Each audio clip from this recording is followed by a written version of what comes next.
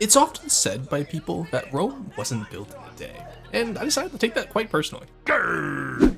So today, we'll be building the Roman Colonia in city-state fantasy simulator, Sons of Six. Sons of Six is one of my new favorite games where you take your race of fantasy people such as filthy pigs, tree-hugging hippies, or actual bugs. But for today's experiment, we'll be playing the stock basic humans. After all, the Romans were humans, right? Each race in Sons of Six has their own unique benefits to playing them, such as the pigs having increased food production, the elves having better archery skills, or the bugs having a natural pierce weapon. However, these traits also have drawbacks, with some having bad combat skills, others being antisocial environmentalists, or the bugs liking whatever the hell this thing is. So here we are on the map of Europe and the Mediterranean that I got from the workshop, the link's in the description. I've made some edits in order to get Italy looking a bit more like the Roman days, i.e. including the Alps, but aside from that, let's jump right into the game, shall we? We will obviously have Roma as our name, and we will have Gaius Rostinius, and then I'm going to remove the Sixius part because I actually haven't earned that cognomen yet. If you look at the Latin naming schemes, it's actually really interesting. But we'll be Gaius Rostinius. This means Gaius is our first name, Rostinius is our clan name. I have the golden eagle here that kind of looks like a dove, but we're going to ignore that because I am not an artist. Let's get into it, shall we? I'm going to skip any titles for now just because it will make it more fair if you want to recreate this yourself. Let's settle on the Tiber. Alright, let's see what we get here. I want to have at least a few city connections so I can get some really good early game trade. But aside from that, I don't really care much else about our starting area. Alright, so we have free connections. We have one to the south, which is with bugs. One to the north, which is bugs, and one to the east, which is fish people. Okay. So that's not too bad. So if you look here, we have free connections. That's free trade partners right off the bat. And the fish people also work with mushrooms. That's good. That means we can trade mushrooms in, which is one of the humans' preferred foods at the start. All right, let's get into it. Before we can establish our new Colonia, we have to talk about what they were and how they were built. In the Republic era, the Romans would establish Colonia in recently conquered territories. This would be used to Latinize the conquered areas in order to spread both the Latin language and Roman laws. Later on in the late Republic and the early Imperial era, these would also be used as a way to reward loyal soldiers when they retire from service, granting them land in order to farm and sustain themselves. Have a nice patch of rich farmland pretty much all around our area, with the massive infertile area being where I would want to put a city anyway in the center here.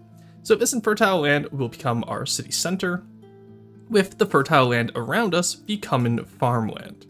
So let's place down our throne room. I think we'll go on... Let's start on the east side of the map, shall we? With our throne room placed, now what we're going to do is we are going to work on our initial Colonia plan. I'm not going to be rebuilding Rome specifically, I'm going to be building a Roman colony. And then we're just going to call it Rome afterwards, slap a little name tag on it, that'll be okay. So let's get into that colony planning, shall we? But before we can start any town, we need to plan out our Decumanus Maximus and our Cardo Maximus. These are the two largest streets in any Roman planned town, with the Decumanus being the east-west road and the Cardo being the north-south road. Where these two streets intersect would usually be the location of the Forum or the central marketplace. Additionally, most of our city's buildings will be placed parallel along these roads, but there will be times when terrain features or other obstructions could make us move off this main grid. Now let's discuss what type of structures we'll find inside our new city.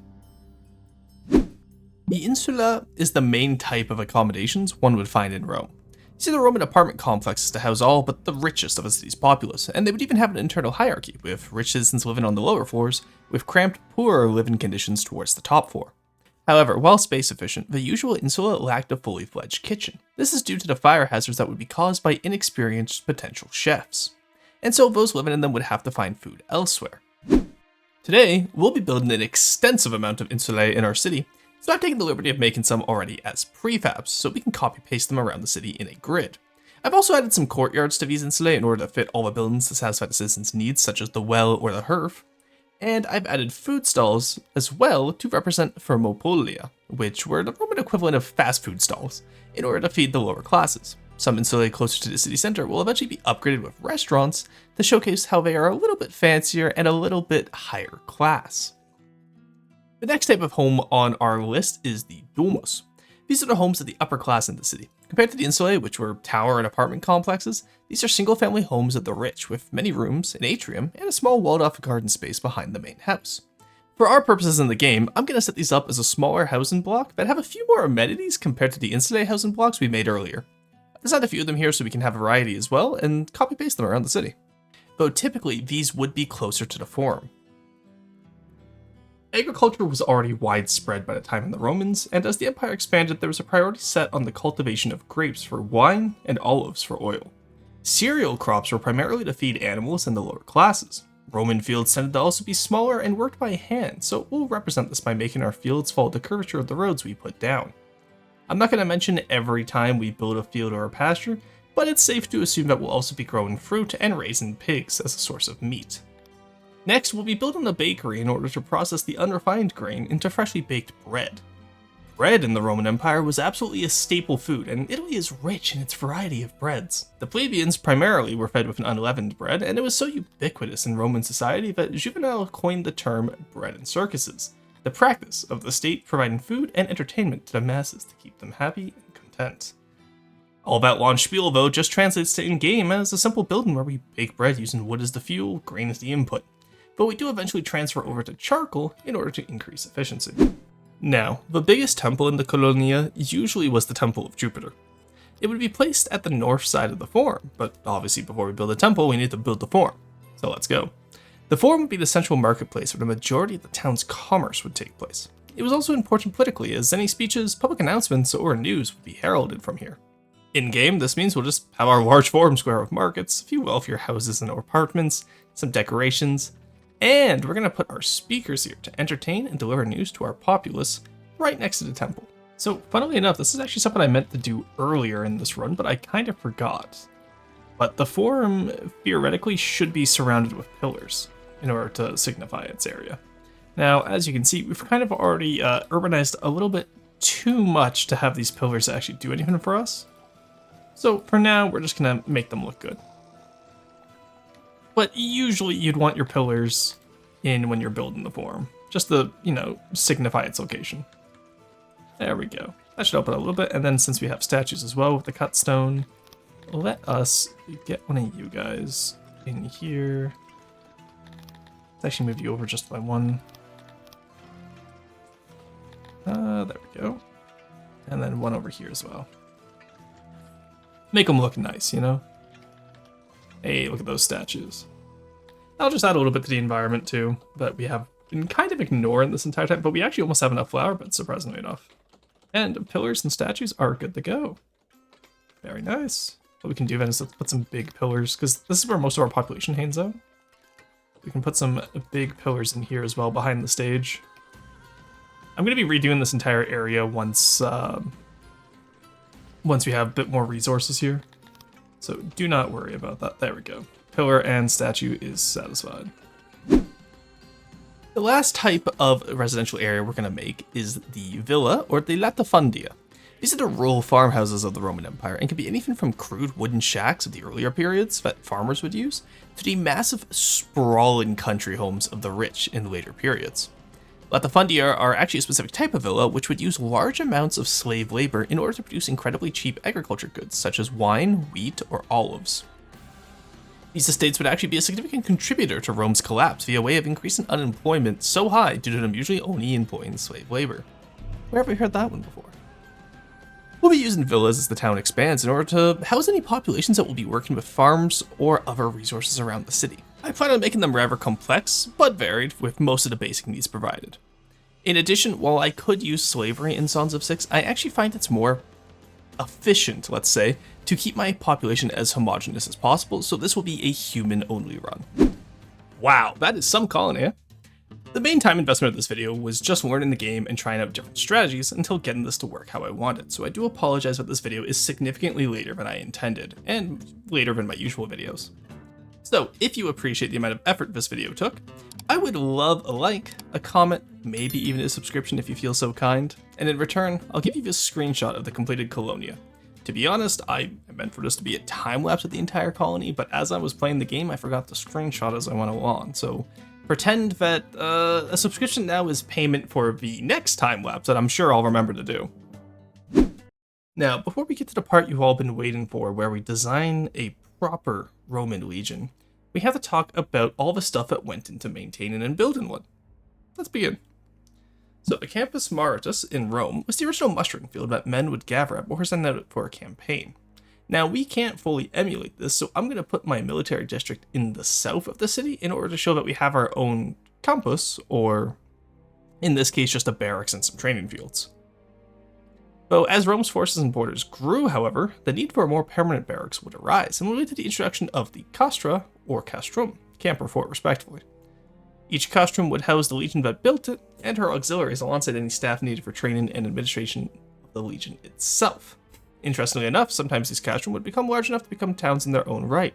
This is most likely the story of what happened at our town, where we have those very square walls and those very grid-like housing, but that's besides the point. Let's talk about the soldiers now. Today, we'll be using the Manipular Legions for our armed forces as we seek to conquer the Italian peninsula. The Manipular Legions arose during the Samnite Wars as Rome discovered that its previous fighting style, that of phalanxes modeled after the Greeks, would not work in the rough, hilly terrain of Italy that well. After suffering a series of defeats, the Romans decided to adopt a more flexible battle line by using the Manipular Legion in conjunction with the triplex axes, or triple battle line. Traditional Manipular Legion would be broken down into 5 types of soldiers. Let's start with the Velites. The Velites would be the poorest soldiers in the army, and would usually make up the front line of skirmishers and light infantry, only equipped with javelins, a small shield, and a gladius. They do not have much staying power on the field, alongside only wearing a helmet for protection. Due to the lack of javelins in Songs of Six, though, I've instead decided to give these units spears and bows to represent that ranged damage. Though this means that they won't be able to wield a shield and will be even squishier than the historical unit. They'll be trained to 10% in melee and 20% on bows to represent their skirmishing nature, but lack the experience because they're the poorer soldiers of our army. I do end up replacing these spears with swords later on though, due to how the game interacts with spears and bows, and it didn't let me really do melee combat, so that's a weird interaction that we fixed by just switching over to swords. Next up on the list, we have the Hastati. Hastati are the first rank of the heavy infantry in the Manipular Legion, and would be made up of the younger men and new recruits who had not yet had the time nor funds to acquire better gear and experience. They'd be armed with the gladius, 5 pila, and the heavy scutum shield. They would also wear heart plates, and the richer ones could probably afford chainmail. They would form up in 120 men maniples, and there would be 10 maniples to a legion. Songs of Six doesn't quite have chainmail in it though, so I'll be using leather armor in-game to represent the Hastati having lighter armor than the Principes and the Triarii. They'll be additionally carrying a sword and shield to fight with, and be drilled to 20% training to represent their general inexperience. With our legion prepared, it's time we take the campaign in for Italy. In this episode, I really only wanted to at least unify most of the peninsula and secure a hegemony in the area. Though, due to my own impatience, I actually started the Conquest before my economy was ready, and so this meant only having the Velites and the Hastati available for some of these earlier battles. Our first target, of course, will be the Ducal Ferranin lands, as this will hold the future Colonia of Neapolis. And this will be vital in securing our southern border and our food supply for Roma herself. This will be our first battle of the campaign, so I do believe it's time we explain our tactics. The triplex axis was the main formation used by the Romans during the Republic era. It consists of 4 rows of men, the first line being the Velites for skirmishing. This line, when pressed upon by the enemy, would then retreat back to the formation, allowing the Hastati to charge forth. The Hastati broke upon the enemy, then the second wave, consisting of the Principes, would rush in to smash what was left of them. Finally, if the battle was going so poorly, and a rout was expected, or if the battle was at a knife's edge, you would expect Roman generals would then send in the Triarii to either stem the retreat or to finally break through the enemy formation. So for these first few battles where we won't have a full legion, I will use some modified tactics from the ones we just talked about. I'll be effectively only using the first half of a triplex axis in that the Velites will still skirmish, and then fall behind the Hastati in order to then flank the enemy and pummel their flanks with ranged attacks. I use this to great effect throughout many battles in this campaign.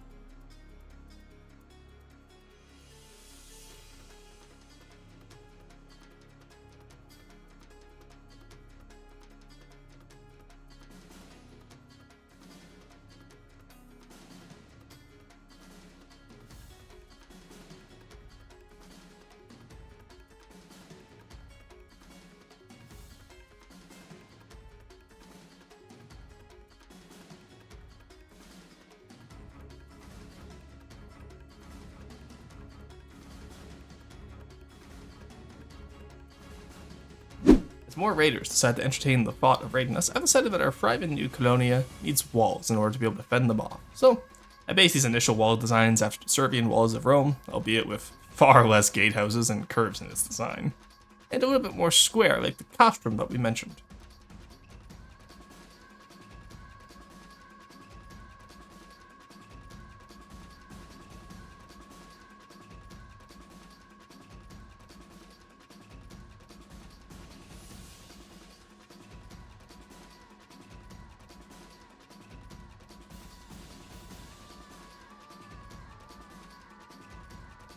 So, I was surprisingly pre-cognizant with building our city's walls, as we were immediately attacked by raiders after returning from our fight in Neapolis. Thankfully, our troops were able to rush back to defend our beautiful city from these roving barbarians. Now, as I mentioned earlier, explaining how I deploy in the same way each time I encounter a battle will get old pretty quickly. So unless I change my tactics at a given point, assume I'm using the tactics you've already seen before and that I've explained.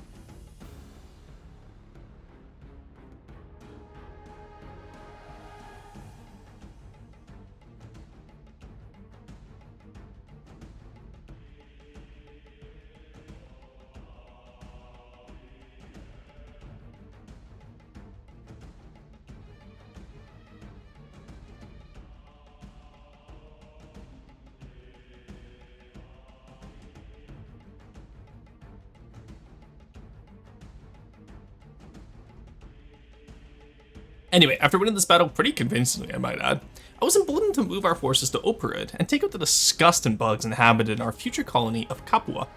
Their forces are armed like the hoplites typical of this era, but using our superior infantry, we should be able to topple their phalanx and take the city.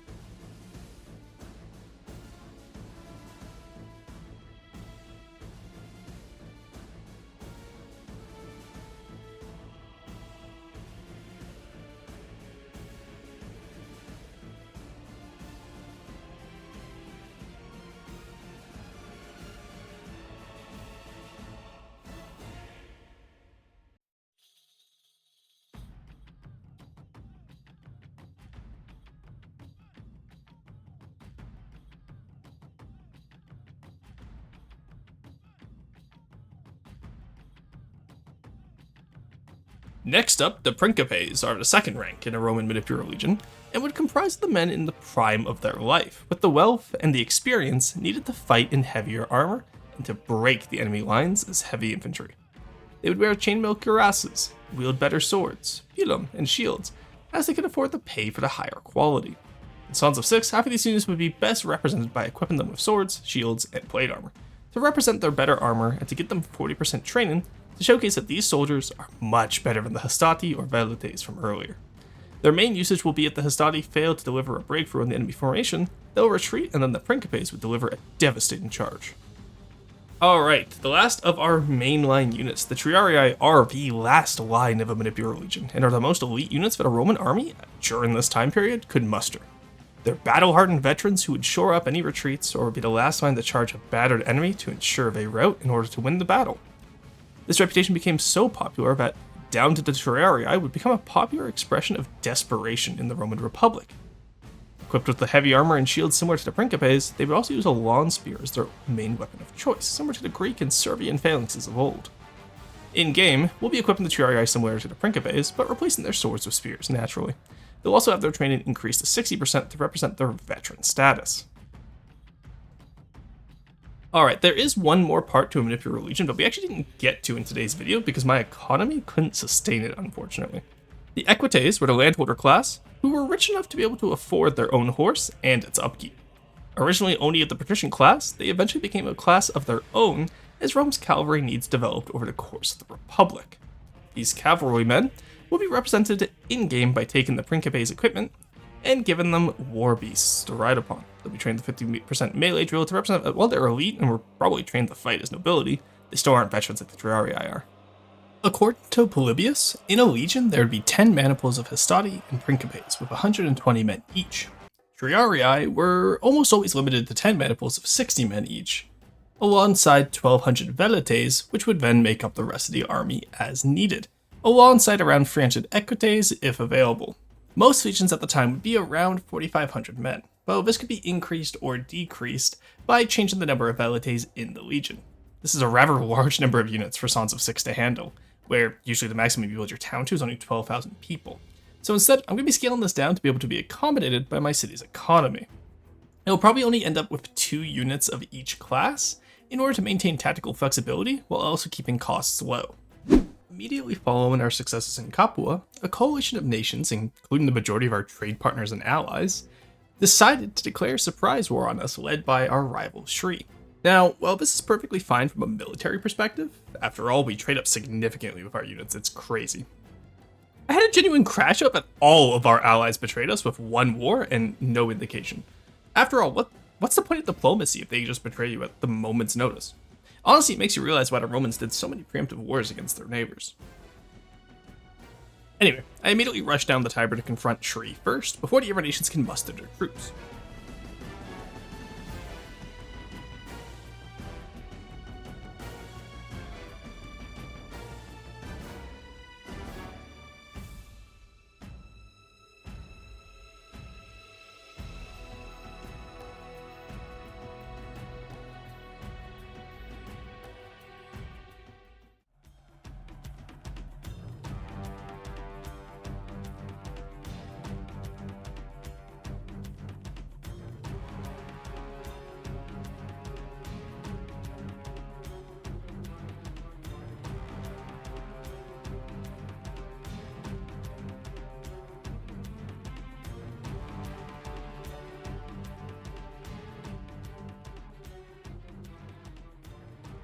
Notably, this is the first battle where we get to use a full triplex axis formation, and I'm actually surprised at how well it worked in practice. Maybe these Romans knew a thing or two about tactics, eh? After our conquest of Shri, our trade partner of Mouts also decides to declare war on us, essentially turning Italy into an all-out brawl across every front. The back-to-back fights ends up with us requiring to hire mercenaries to bridge the gap in numbers. I'll be referring to these units as auxiliaries when they come up, but they're essentially equipped the same as our usual Hastati, with just less training. Quick note aside, the most insulting part of Mouts' betrayal is that they immediately seek peace and demand all my resources. Like, if you're gonna betray me, at least commit to the bit and actually fight a battle first.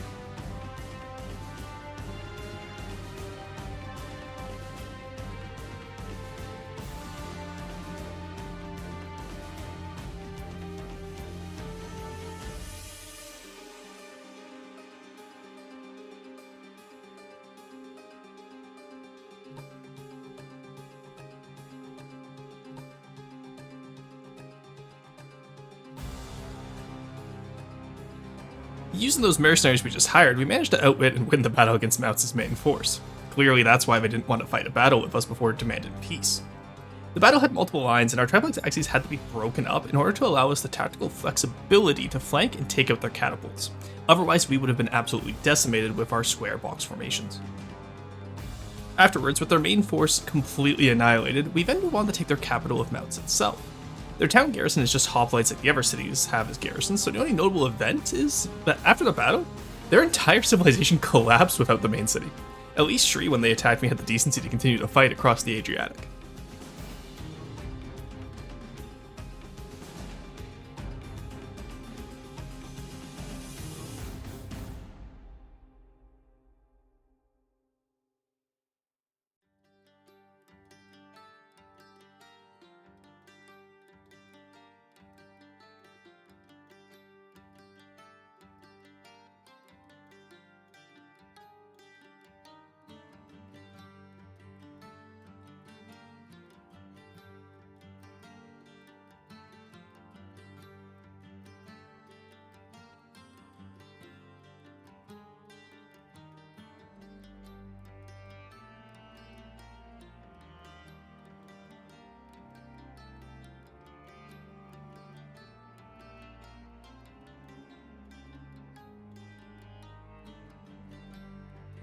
With the fall of Mounts achieved, the rest of the coalition against me saw the writing on the wall and decided to make peace. I'd gained significant monetary compensation along with getting to keep all the territories I'd already taken, so this skyrocketed me into the regional power status. This means that all that's left to clean up is the regions that Mounts left behind, and for me to also pursue the island of Corsica, as it was considered free lands now. But before we could cross the sea, we first had to settle Verona to the north, on the ruins of a former town owned by Mounts. Unfortunately, however, some bandits had taken control of the ruins, and so we once again had another battle on our hands to relieve the city of its occupation.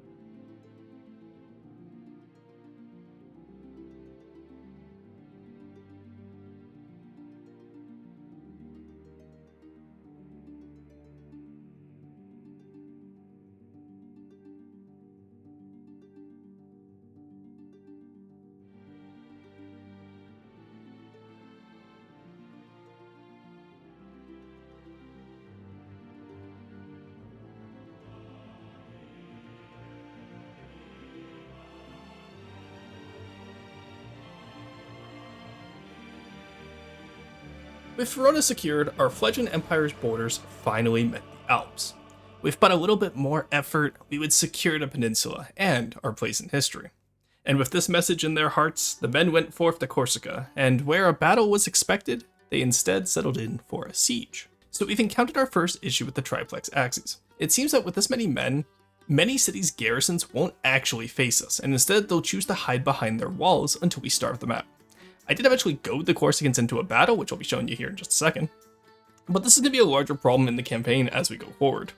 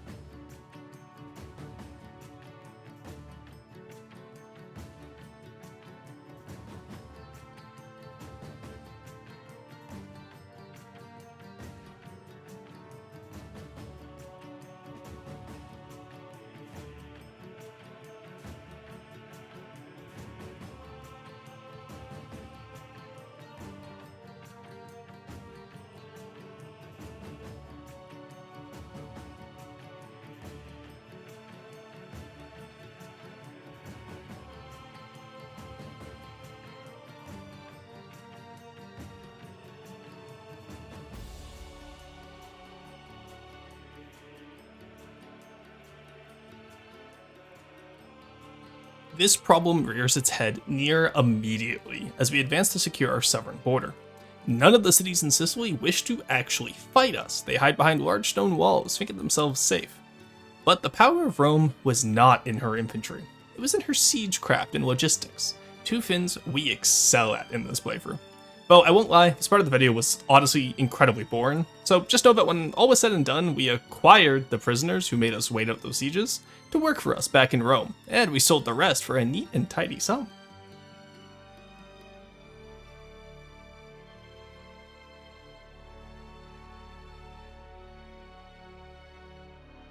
Now, using these newfound funds, we immediately prepare a campaign to travel north and finish our conquest of Italy.